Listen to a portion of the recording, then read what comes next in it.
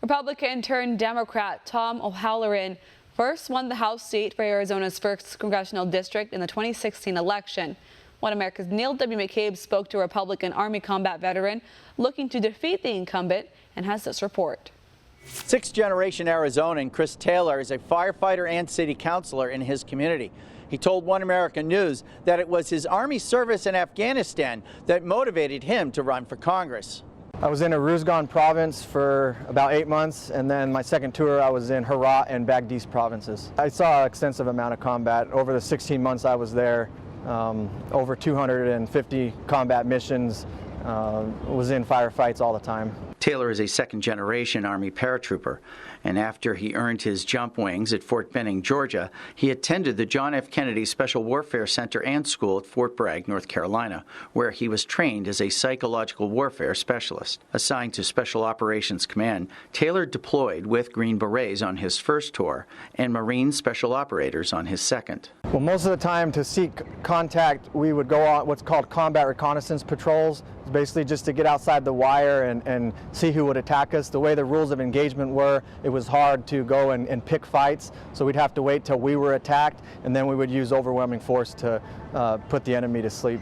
Reporter John Johnson covers politics for the Gila Herald. He told One American News that Taylor's campaign comes as the Arizona Republican Party is unwinding from internal conflict. The problem is there is kind of different factions that have been going at it for quite some time. Hard right versus more of a centrist Republican. Johnson said Taylor has a good shot at taking the seat. Like I said in an article I wrote about him, it looks like he's right out of central casting for the new Republican look, what they'd love to have. Young, seems to have a nice head on his shoulders, and is someone that would kind of bridge between, you get the hard right Republicans voting for you because you have an R after your name no matter what, and he'll get the centrist guys. They also might bring over a lot of those independent voters that would otherwise swing Democrat. The firefighter said he is always hearing from veterans who are frustrated with the lack of services in his rural district, something he deals with personally. The number one issue for me that people always talk to me about is the level of care that our veterans are getting, particularly in rural areas. Living in where I live, I still have to drive 2 hours. With more than 58,000 square miles,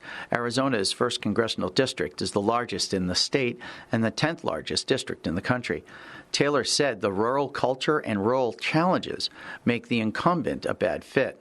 Congressman O'Halloran is hurting the people of our district because he doesn't really know what it is to be a rural Arizonan. He's from Chicago. He's come here and he tries to say that he has our best interest, but we don't have real representation in Congress.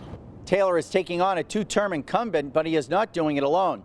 The Special Operations combat veteran is being backed by local activists who also backed the presidential campaigns of Ron Paul and Kentucky Republican Senator Rand Paul. Neil W. McCabe, One American News, Washington. Want to see more videos like this? Click on the link below and subscribe to One American News on YouTube. And call your cable provider and kindly demand that One American News is added to your lineup. Call and subscribe today.